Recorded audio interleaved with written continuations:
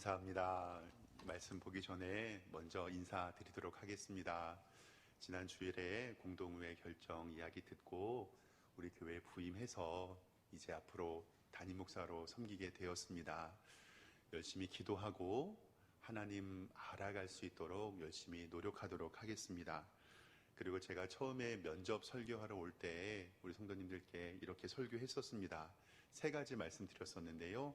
첫 번째로는 어떤 일을 하던 하나님의 사랑으로 한다고 말씀드렸고, 두 번째로는 합력하여 선을 이룬다고 말씀하셨습니다. 교회가 분란이 있거나 어려움이 있으면 진행하지 않고 한마음으로 갈 수 있도록 노력하겠습니다. 그리고 마지막 3번째로는 어떤 일을 할 때마다 예수님이라면 어떻게 하셨을까 고민하고 기도하고 결정하도록 하겠습니다. 하나님께서 맡겨주신 사명 석샘교회를 통해서 이루게 하시고 이곳에서 하나님의 뜻 이룰 수 있도록 기도하며 말씀 증거하도록 하겠습니다. 제가 잠깐 인사하고 말씀 보겠습니다. 인사드리겠습니다.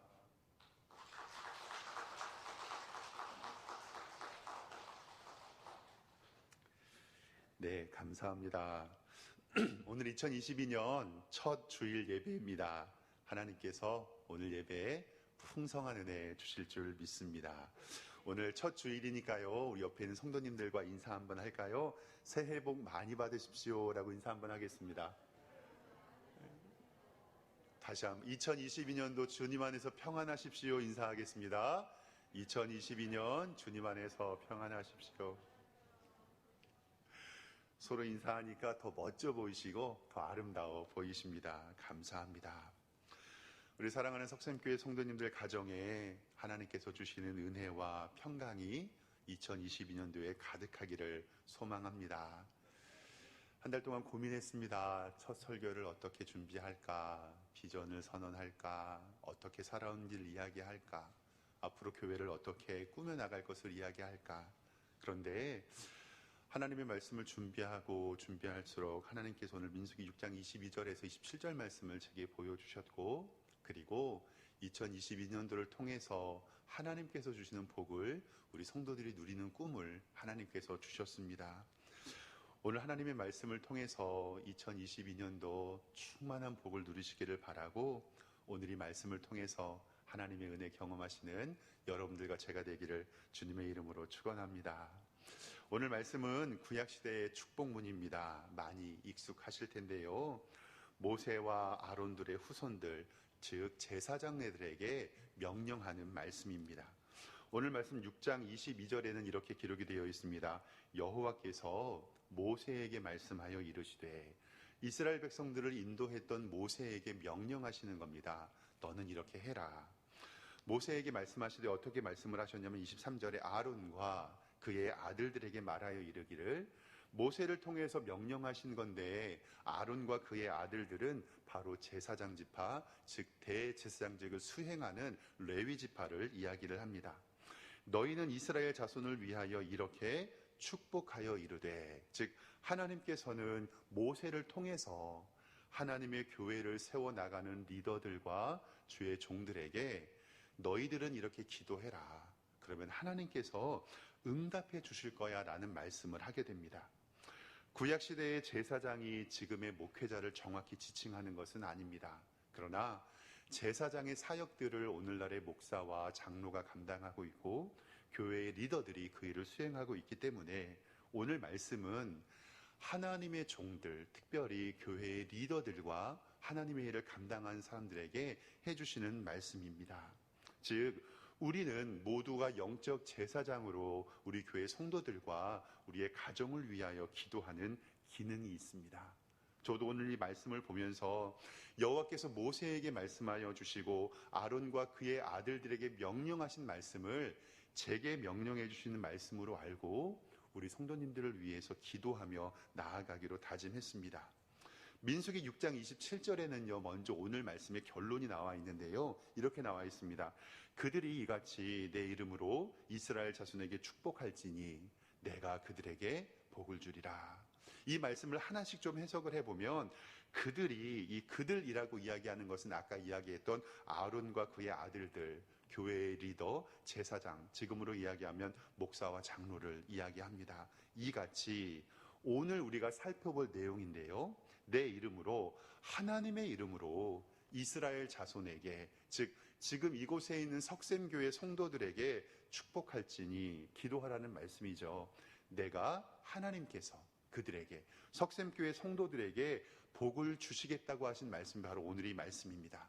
다시 한번 해석을 하자면, 교회를 섬기는 목회자와 장로들이 성도들을 위해 위에 있는 기도문으로 하나님의 이름으로 성도들을 위하여 기도하면 하나님께서 성도들에게 복을 주시겠다라는 하나님의 명령이 이 가운데 있습니다. 즉 무엇이냐면, 교회 리더들아, 목사들아, 장로들아, 너희들은 이제 기도만 해라. 그 복을 하나님께서 주신다라는 말씀입니다. 단순히 너희들은 하나님의 말씀에 순종하여 기도만 하면 그 복을 하나님께서 우리에게 주신다고 약속하신 말씀이 바로 이 오늘의 말씀입니다. 저도 목회자로서, 이제 석삼교회 담임 목사로서 이 직을 수행하면서 하나님의 말씀으로 축복문에 근거하여서 성도님들의 가정과 직장과 사업, 특별히 우리의 자녀들을 위해서 기도할 것입니다. 그러면 하나님께서 오늘 말씀을 통해서 복 주시겠다고 약속하신 그 풍성한 복을 우리에게 채워주실 줄 믿습니다. 지난 송구영신 예배 때 에베네셀 하나님을 기억하면서 사무엘의 기도를 좀 살펴보았습니다.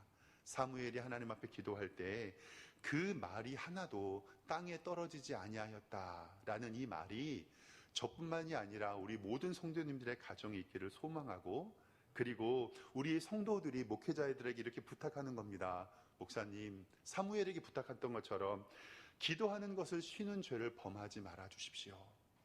성경은 기도하지 않는 것을 죄라고 하고 기도하는 것을 쉬는 것을 죄라고 하는데, 사무엘은 그렇게 하나님께 기도했습니다. 이제 교회의 리더로서 우리 성도들을 위하여 하나님 앞에 책임감을 가지고 기도하도록 하겠습니다.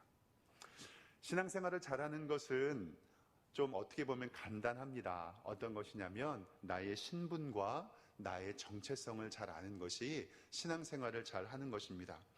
에베소 2장 1절 말씀은 이렇게 기록합니다. 그는 허물과 죄로 죽었던 너희를 살리셨도다. 죽을 수도 있고 죽지 않을 수도 있는 이러한 우리의 결정할 수 있는 상태가 아니라, 우리의 상태는 허물과 죄로 죽었던 상태입니다. 그 상태를 예수 그리스도의 십자가의 보혈의 공로로 우리를 살리신 줄 믿습니다.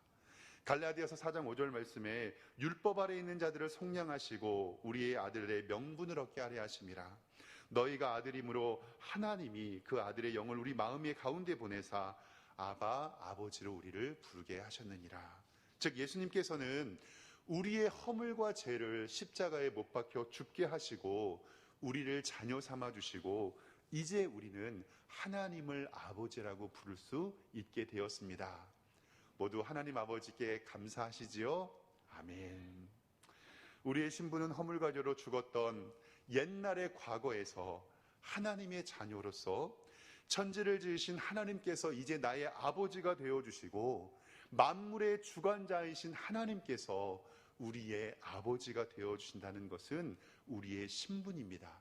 그렇기 때문에 우리는 하나님의 자녀이고 하나님 안에서 형제 자매가 되는 것입니다. 저희 아이들이 저에게 가끔씩 이제 요청할 때가 있습니다. 얼마 전에도 영화 보여달라 그래서 영화도 보여주고요. 통닭 사달라 그래서 통닭도 사줬습니다. 용돈 달라고 해서 용돈도 주고요. 학교 보내달라고 학원 보내달라 그래서 보내줬습니다. 배가 고프면 제게 아빠 배고프달라고 배가 고프다고 늘 투덜을 하고요. 그리고 자신이 필요한 것을 제게 요구합니다. 그래서 제가 가만히 제 딸에게 이렇게 물어봤습니다. 야, 니는 왜 맨날 아빠한테만 그렇게 요구하냐고. 왜 맨날 아빠한테만 그렇게 해달라고 요구하냐고. 제 딸이 이렇게 대답했습니다. 아빠잖아요. 아빠잖아요. 원래 그런 거예요. 저는요, 그 말이 너무나도 귀한 정답이기 때문에 그 아이의 말을 들어놓고, 맞다, 내가 아버지구나. 하나님께서 내게 주신 이 자녀들을 내가 보호하고 양육하고 아버지가 할 수 있는 것에 최선을 다해서 내 자녀들을 섬기고 싶은 것이 바로 이 아비의 마음이구나라는 것을 느낄 수가 있었습니다. 우리 성도님들도 우리 자녀들 바라보시면 그런 생각이 나시지요? 아멘. 그런데 더 중요한 것은 뭐냐면 하나님께서는 내게 아버지라는 것을 알려주시면서 그런 하나님이 나의 아버지 되시는구나 라는 것을 알려주셨습니다. 나를 구원하시려고 하나뿐이 없는 아들을 이 땅에 보내주셨고 십자가에 죽기까지 고통당하게 하여 주셨고 그 결과로 내가 구원을 얻었다라는 사실입니다. 내가 내 자녀를 바라보면서 너무 예쁘고 사랑스러워서 모든 것을 다 해주고 싶은 것처럼 생각하지만 내가 내 자녀를 사랑하는 것보다 하나님께서 나를 사랑하시는 그 사랑이 크다는 사실을 꼭 기억하시기를 주님의 이름으로 축원합니다. 우리 아이들이 저한테 아빠 배고파요, 밥 사주세요, 학원 보내주세요, 통닭 사주세요 라고 얘기하는 것과 똑같이 하나님께서는 지금 우리의 간구에 응답하여 주시고 우리가 필요한 것들을 시기적절하게 우리에게 채워주실 것을 우리는 믿습니다. 그렇기 때문에 우리가 기도할 수 있는 것이고 그렇기 때문에 우리가 하나님 앞에 예배할 수 있는 것을 우리는 꼭 기억해야 합니다. 즉 하나님은 나의 아버지 되십니다. 이것은 신앙생활할 때 나의 신분과 나의 정체성을 알아가는 것에 있어서 굉장히 중요합니다. 그런데요, 하나님이 나의 아버지임을 고백하지만 하나님을 옆집 아저씨처럼 207호 아저씨처럼 옆집 사장님처럼 느끼는 우리 마음이 있다라는 사실입니다. 꼭 기억하시기 바랍니다. 하나님은 나의 아버지 되십니다. 우리에게 복 주시는 분이 우리 아버지이심을 믿습니다. 성경은 분명히 우리에게 말씀합니다. 민수기 6장 24절에 여호와는 내게 복을 주신다라고 말씀합니다. 만복의 근원은 하나님에게 있고 우리에게 복 주시는 분은 하나님인 줄 믿습니다. 우리의 삶의 환경을 열어주시고 풀리게 하여 주시고 보호하여 주시고 은혜와 사랑을 베풀어 주시는 복 주시는 하나님이 바로 나의 아버지이시고 우리 석샘교회 성도님들의 아버지이심을 꼭 기억하시기를 주님의 이름으로 축원합니다. 즉 하나님이 결재권자고 하나님이 우리에게 복 주시는 것을 쥐고 있는 사람입니다. 회식을 할 때 결재권자가 누구인가가 굉장히 중요하잖아요. 같이 고기를 먹으러 가면 저는 꼭 결재권자에게 물어봅니다. 고기 더 먹어도 되냐고. 음료수 시켜도 되냐고. 냉면 먹어도 되냐고. 왜냐하면 그 결재권자가 돈을 가지고 있으니까 꼭 물어보고 시켜야 되는 것처럼 하나님께서 우리 삶의 결재권자가 되어주시고 우리에게 복 주시는 분이 되어주시는데 그러면 우리가 누구에게 요구하고 누구에게 기도를 하겠습니까? 바로 살아계신 하나님께서 우리에게 복 주시는 분을 믿으시기를 바랍니다. 아이들이 어렸을 때 유치원 다닐 때 우리 아이들에게 초코파이를 사서 초코파이 하나씩을 똑같이 나눠줍니다. 아들이 좀 나이가 4살 많거든요. 터울이 있어서. 그래서 아이들에게 똑같이 하나씩 주면 큰 아이가 먹성이 좋으니까 이 초코파이 하나를 먼저 얼른 다 까먹고요. 그리고 동생이 먹고 있는 걸 가가지고 한 입만 달라고 막 얘기를 합니다. 근데 이것들은 형제를 키워보는 우리 부모님들은 다 아실 거잖아요. 그러면은 막내가 오빠한테 속아 넘어가가지고 한 입만 먹으라고 했는데 왕창 먹습니다. 그리고 자신이 없어진 초코파이를 보면서 엉엉 울죠. 빈 껍데기를 가지고요. 근데요, 제가 그때 진리를 하나 알았는데 그 막내가 오빠가 뺏어 먹은 그 초코파이 봉지를 가지고서요, 누구 앞에서 우는지 아세요? 제 앞에서 웁니다. 이 빈 봉다리를 가지고 와가지고 다 흔들면서 엉엉 울면서 아빠, 저 오빠가 내 초코파이 뺏어 먹었다고 얘기를 합니다. 근데 여기서 중요한 게 있습니다. 막내 아이가 초코파이 봉지를 들고 와서 아빠 앞에서 엉엉 우는 거는요, 아주 서럽게 울고요. 그리고 자기가 우는 것을 광고합니다. 그러면 그 막내가 왜 초코파이 빈 봉투를 들고 아빠 앞에 와서 우는 걸까요? 알고 있는 겁니다. 유치원 아이도요, 내 이 초코파이를 다시 사줄 분이 누군지, 그리고 내 초코파이를 뺏어 먹을 오빠를 응징할 수 있는 사람이 누군지, 그리고 나의 이 허전한 마음을 달래줄 사람이 누군지를 분명히 알고 있는 겁니다. 그러면 이 빈 초코파이를 들고 아빠 앞에서 울면 이제 아빠는 안아줍니다. 초코파이를 상자채 사다 줍니다. 그리고 아이들과 함께 사이좋게 지내라고 그 마음을 누리게 되는 것입니다. 사랑하는 성도 여러분, 우리 자녀를 키우면서 유치원이 된 우리의 자녀들도 내게 공급하여 주고 내 마음을 알아주고 내가 처한 상황을 이해해 주실 분이 누구라는 사실을 분명히 알고 그 앞에 나가서 요구할 수 있는 권리를 우리 아이들도 갖고 있습니다. 어린아이뿐만이 아닙니다. 미물 짐승들도 마찬가지입니다. 우리 집에서 요즘에 강아지, 반려견 키우시는 분 많이 있으시잖아요. 강아지들도요, 자기에게 밥 주는 사람이 누군지 알아서 그 사람한테 꼬리 흔듭니다. 우리가 인생을 살아가면서 누가 내게 복을 주시는가? 내가 힘들고 어려울 때 나의 삶을 주관하시고 나의 마음을 만져주시고 내게 채워주실까를 누구인가라고 아는 것, 이것은 우리 신앙생활에 굉장히 중요한 것입니다. 왜냐하면 성경은 분명히 만복의 근원이 하나님이심을 강조합니다. 내게 복 주시는 분이 하나님을 알고 그 하나님께 잘 보이는 것이 우리의 신앙생활입니다. 신앙생활은 어려운 것이 없습니다.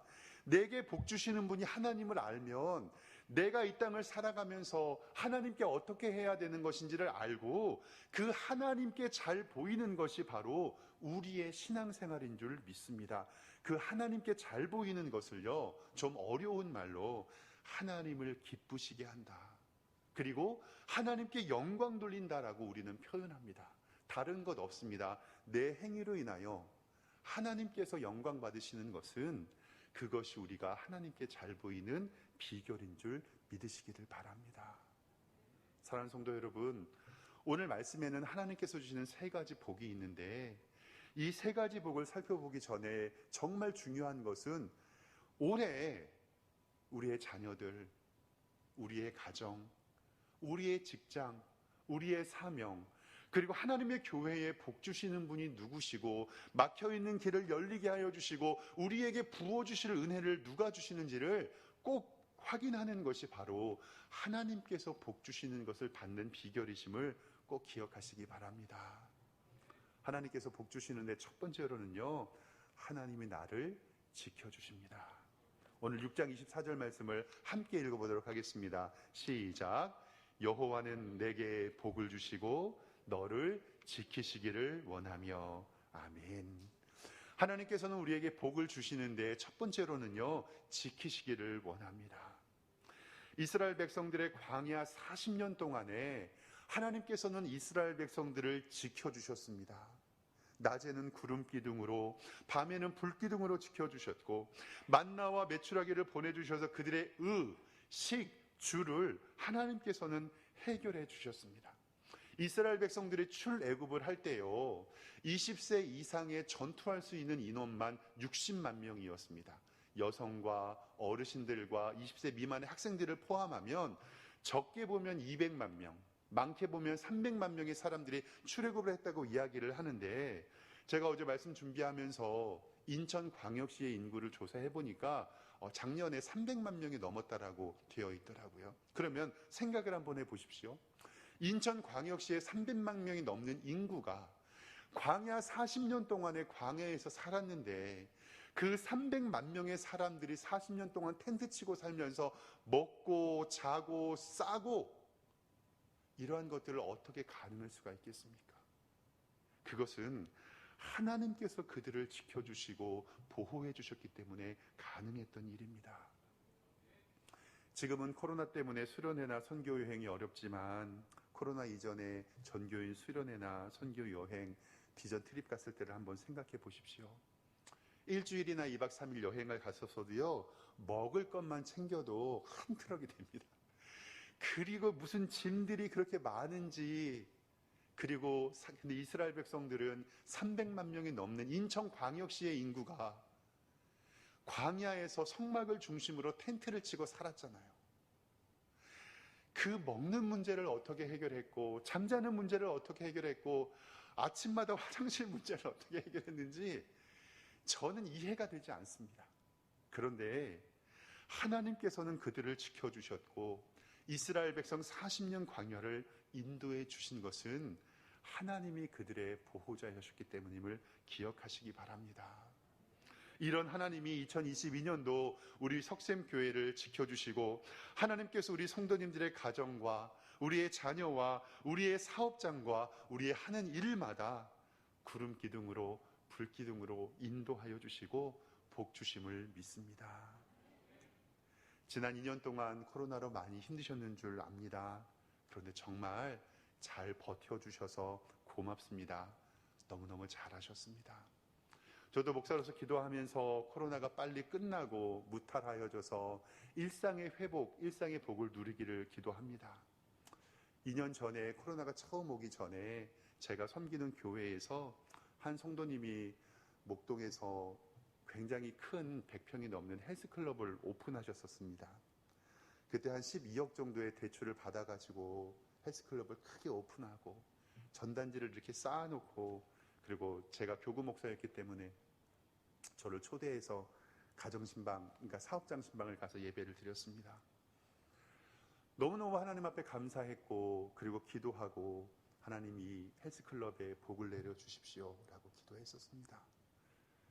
근데 예배 드리고 나서 한 달 동안에는요, 연락이 왔어요. 제게 목사님 와서 기도해 주셔서 너무 잘 됩니다. 잘할 수 있도록 기도해 주십시오. 그런데 개업하고 나서 한 달 만에 코로나가 와버린 겁니다. 12억의 대출을 감당하지 못하고 너무너무 힘들어서 2년 동안의 휴무 상태에 있었거든요. 그리고 그때 시음에 어떤 성도님은 스터디 카페를 오픈해가지고 그것을 운영하고 있었었는데 2년 동안에 너무 힘들었던 것을 바라봅니다. 제가 교회를 정리를 하고 제가 가서 예배 드렸던 일이 있기 때문에 성도님께 연락을 했습니다. 성도님, 너무너무 힘드셨을 텐데 어떻게 버티셨습니까? 그 빚 어떻게 감당하시고 장사하지 못하셨고 어떻게 버티셨습니까?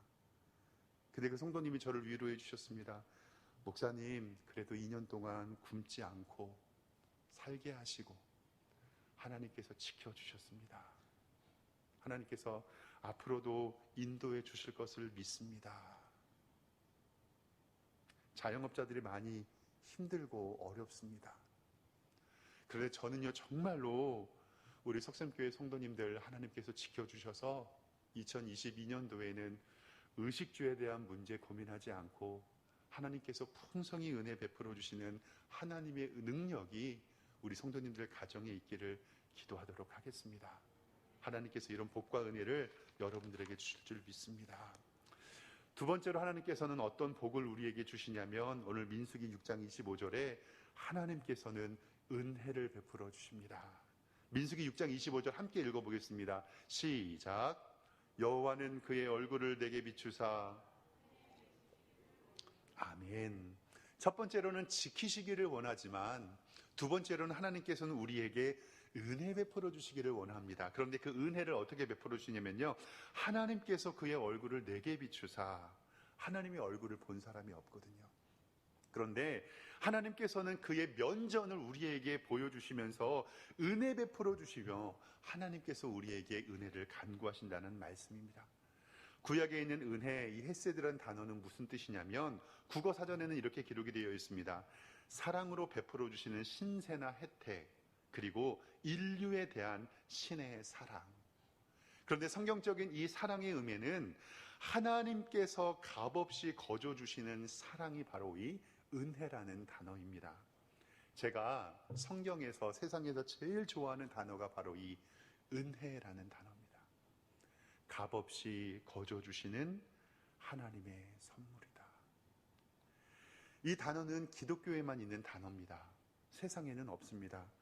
세상에는 왜 은혜가 없냐면 세상에서는요, 노력해서 얻은 결과, 수고, 노력의 대가, 그것을 삭이라고 이야기를 합니다. 그렇기 때문에 거저 얻었다라고 이야기하는 것이 없거든요. 그런데 예수님을 믿는 사람들은 신기하게요, 내가 정말로 노력하고 내가 정말로 애썼던 결과를, 그것을 하나님의 은혜라고 한다라는 사실입니다. 참 신기합니다. 열심히 공부해서 대학에 합격하고 취직했습니다. 세상에서는요, 그것이 노력의 결과이고 땀의 대가인데 우리 예수님을 믿는 사람들은 그것을 뭐라고 합니까? 하나님의 은혜입니다라고 얘기합니다. 한 달 열심히 해서 월급이 내 통장에 들어왔습니다. 세상 사람들은 노력의 대가 삭이라고 이야기하죠. 그런데 예수님을 믿는 우리들은 하나님의 은혜라고 합니다. 돈을 열심히 모아서 집을 샀습니다. 그것도 우리는 하나님의 은혜라고 합니다. 하나님의 교회를 귀하게 건축했습니다. 그것도 우리는 하나님의 은혜라고 이야기를 합니다. 그러면 우리가 하나님의 은혜를 받은 가장 큰 은혜는 무엇입니까? 그것은 값없이 거저주시는 하나님의 선물, 예수 그리스도를 이 땅에 보내주셔서 십자가 사랑으로 우리를 구원해 주신 것이 가장 큰 은혜인 줄 믿습니다. 이 구원의 기쁨을 누리기 위해서 우리가 노력하고 애쓴 것은 아무것도 없고 우리는 하나님의 은혜로 구원받았을 뿐입니다.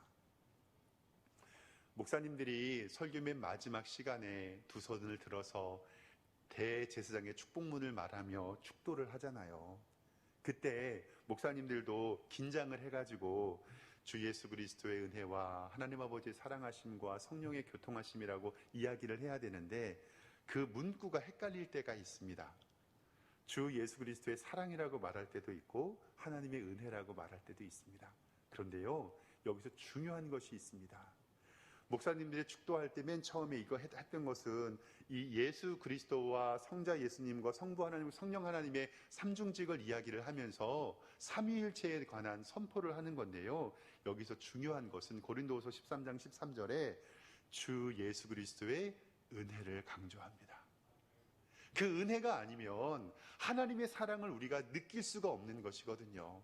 그러니까 축도를 할 때 주 예수 그리스도의 은혜와 하나님 아버지의 사랑하심과 성령님의 교통하심이 너희 무리 가운데 있다고 고백하는 것은 우리의 삶에 하나님의 은혜가 아니면 우리는 살아갈 수 없다는 것을 고백하는 사실입니다. 성도 여러분, 신기한 것은요, 그 열심히 노력하여 수고하여 얻은 결과를 우리는 은혜라고 고백했는데 하나님께서는 그 은혜를 은혜 위에 은혜를 더해 주신다는 것을 꼭 기억하시기 바랍니다. 저는 우리 성도님들이 2022년도에 이런 고백이 있었으면 좋겠습니다. 목사님, 우리 자녀들 하나님께서 은혜 주셔서 대학에 합격했습니다. 취직했습니다. 집 샀습니다. 차 샀습니다. 사업이 잘 됩니다. 하나님의 은혜입니다. 그런데 그것을 은혜라고 고백하는 성도님들에게 더 큰 하나님의 은혜가 넘치시기를 주님의 이름으로 축원합니다. 왜냐하면 내가 한 것이 아니라, 내 노력이 아니라, 내 수고가 아니라, 나의 애씀이 아니라 그것은 하나님이 하셨다라고 인정하는 고백이기 때문에 그렇습니다. 고린도전서 15장 10절에 그러나 내가 나 된 것은 하나님의 은혜로 된 것이니 내게 주신 그 은혜가 헛되지 아니하여 내가 모든 사도보다 더 많이 수고하였으나 내가 한 것이 아니요 오직 나와 함께 하신 하나님의 은혜로라. 아멘. 이러한 사도 바울의 신앙의 고백이 여러분들과 나의 고백되기를 주님의 이름으로 축원합니다. 오늘 새벽 예배 때 요한복음 말씀을 함께 보는데 요한복음 1장 16절에는 이런 말씀이 있었습니다. 우리가 다 그의 충만한 데서 받으니 하나님의 은혜 위에 은혜로라. 영어 성경에 보면요, Grace upon Grace라는 단어로 되어 있는데 뉴 아메리칸 스탠다드 바이블에서 NASB에서 너무 은혜롭게 번역을 했어요. 하나님께서 우리에게 은혜를 베풀어 주시는데 그 은혜 위에 은혜를 부어 주신다라고 말씀하시거든요. 그게 Grace upon Grace라고 성경에 기록이 되어 있습니다. 저는 올해 정말 우리 성도님들 가정에 하나님께서 부어주시는 은혜 위에 또 은혜가 넘치시기를 주님의 이름으로 축원합니다. 마지막 세 번째, 하나님께서 어떤 복을 주시냐면요, 하나님께서 평강의 복을 우리에게 주십니다. 민수기 6장 26절 같이 한번 읽어보겠습니다. 시작. 내게로 향하여 드사 평강 주시기를 원하노라 할지니라 하라. 아멘. 하나님께서 마지막으로 첫 번째는 우리를 지켜주시고, 두 번째로는 은혜 베풀어 주시고, 세 번째로는 우리에게 평강 주시기를 원하는데요, 여기서의 이 히브리어 단어가 샬롬이라는 뜻입니다. 하나님의 평강. 하나님께서 지켜주시고 은혜를 베풀어 주시고 우리에게 부족함이 없는 상태, 그 상태를 시편 23편 1절은 이렇게 기록합니다. 여호와는 나의 목자시니 내가 부족함이 없으리로다. 아멘. 하나님께서 우리의 목자가 되어주셔서 완전한 평강이 우리 가운데 가득하기를 소망합니다. 2022년도에는 우리 성도님들에게 평강이 가득하기를 소망하는데, 이 평강에는요, 두 가지의 평강이 있습니다. 첫 번째로는 영적인 평강이고요, 두 번째로는 육적인 평강입니다. 이 영적인 평강은 하나님께서 우리 가정의 주인 되시고 임마누엘 하나님의 복이 임하셔서 예수만 섬기고 하나님의 은혜로 하나 되는 가정이 되는 것이 바로 이 영적인 평강입니다.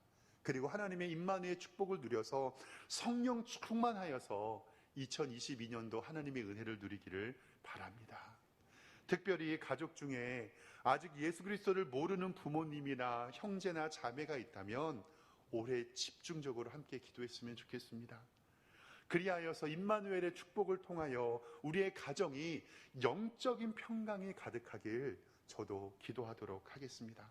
사도행전 16장 31절의 말씀, 주 예수를 믿으라 그리하면 너와 내 집이 구원을 얻으리라고 말씀하셨던 하나님의 평강이, 임마누엘의 하나님의 축복이 우리의 가정에 있기를 소망합니다. 두 번째로 육적인 평강은요, 정말 우리가 말하는 이 건강해야 하는 것입니다. 저는 2022년도 우리 성도님들 건강하셨으면 좋고 그것을 위해서 기도하겠습니다. 코로나의 위협에서 건져주시고 무탈의 은혜가 있고, 그리고 병원은요, 건강검진만 하실 때만 갔으면 좋겠습니다. 건강검진만 할 때만. 저는 돈 중에 좀 아까운 게 병원비더라고요. 안 다치고 안 아프면 좋은데 정말 하나님께서 우리 성도님들에게 은혜해 주셔서 병원에 가실 일은 건강검진할 때만 가시기를 주님의 이름으로 축원합니다. 이렇게 오래 기도했으면 좋겠습니다. 하나님, 저 주님의 일 감당하기를 원합니다. 교회에 나와서 기도하기를 원하고 하나님의 일 감당하기를 원하오니 하나님께서 제 건강 지켜주세요. 새벽에 나와 하나님께 기도하고 예배하고 전도의 삶 살 수 있도록 하나님께서 내 삶을 인도하여 주시고 건강 지켜주셔서 하나님의 사역 감당하게 하여 주시기를 원합니다. 제게 은혜 베풀어 주시기를 원합니다 라고 기도하겠습니다. 저도 올해 기도할 겁니다. 하나님, 우리 성도님들 올해 저 병원 신방 안 가게 해주세요. 저 기도할 겁니다. 병원 신방 안 가게. 이것을 통하여 복음의 전파의 길이 열리고 우리 석샘교회 성도님들이 하나님의 복을 누리는 2022년도 되기를 원합니다.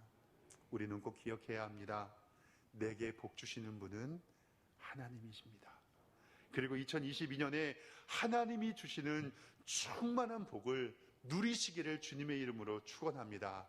첫 번째로 하나님께서 우리를 지켜주십니다. 두 번째, 하나님께서 우리에게 은혜 베풀어 주십니다. 세 번째, 하나님께서 우리에게 영적인 육적인 평강을 주십니다.